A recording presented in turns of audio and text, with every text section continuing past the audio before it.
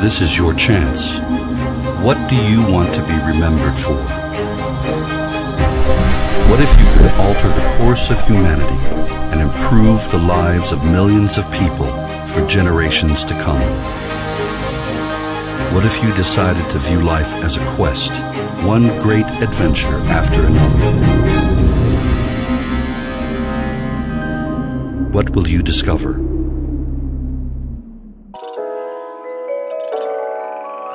Synthetic biology is many things, including harnessing the incredible diversity that we get from ancient evolution and laboratory evolution. So fundamentally, biology is a programming discipline, right? It's about taking a sequence of letters and turning it into atoms and living entities that can reproduce and function.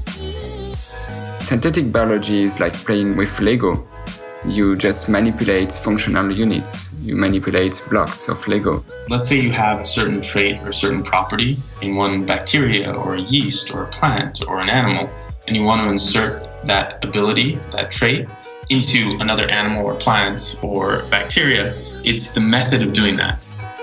Applications of synthetic biology include engineering wild species. You've got people in Italy making antimalarial medicines and fermenters. Reversal of aging, and even mammals that are resistant to all viruses. Probiotics that are specifically intended to fight off infections. Environmental conservation, including bringing back extinct species. All these capacities are eminently programmable through genetic code, and genetic code and information, zeros and ones, are fungible. In a way, we get to say, well, what do we want to design? What kind of world do we want to make?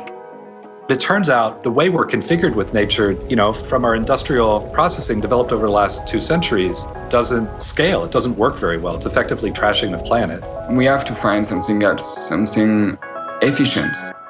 A lot of what we make comes from biology that lived a long time ago, millions of years ago potentially, and have been turned into the black gold of crude oil. Could you actually replace that entire petroleum-derived chemical infrastructure with a bio-based infrastructure? Some of my colleagues consider that synthetic biology is in competition with petroleum.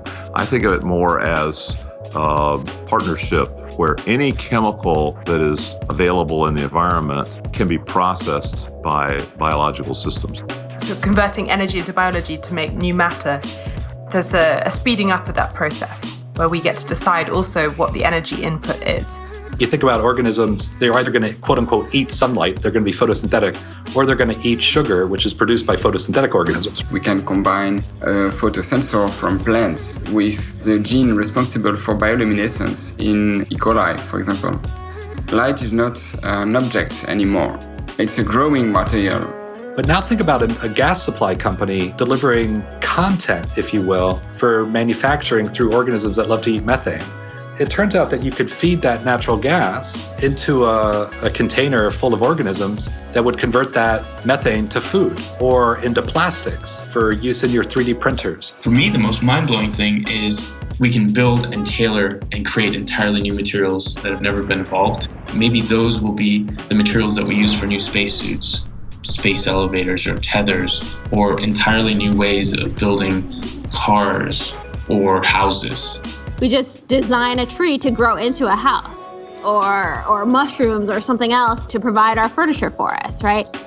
So it's about doing things the way nature would by leveraging much more sort of living organic matter for the everyday things we need. If we actually describe the vision of what we're trying to get to, there is the potential to make things that could be friendlier to the environment, where consuming may not be as damaging as it is now. Imagine a future where there's a surplus of manufacturing capacity with programmable biology. People are no longer merely consumers of technology, but we are collectively citizens of technology.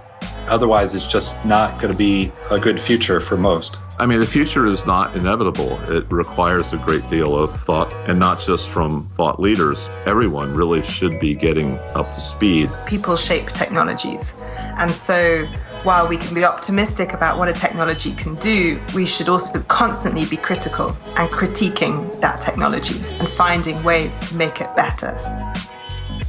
Synthetic biology is changing the nature of nature. But how that happens is up to all of us. So what kind of world will you help build?